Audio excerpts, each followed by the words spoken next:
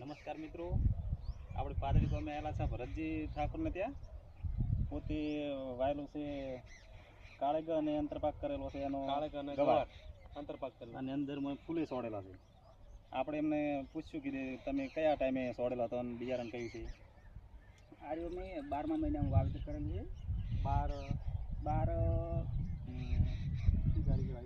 12 ની 15 તારીખ 15 તારીખ 12મો મહિનો. હા એટલે ઘણો લગભગ 1.5 મહિના જેવું થયું ને. 1.5 મહિના.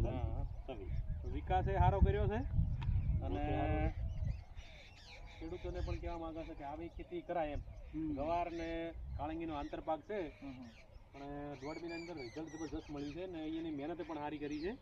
અને બીજું કે અમે સાઈડમાં જગ્યા થોડી પડી રહેતી છે એટલે અમે ભીંડાઈ કરી એટલે એ જગ્યાએ પડી ના રહે કોણ કહેવાય. એટલે એક સિઝનમાં 3 પાક કર્યા છે અને ગલગોટા સુધીમાં તો 4 થાય એમ. એટલે સારામાં સારો એમ કે વિકાસ કર્યો છે અને ભાવમાં સારું મળશે કારણ કે હાડું છે એટલે ભાવ તો મળશે જ. ભાવ મળે.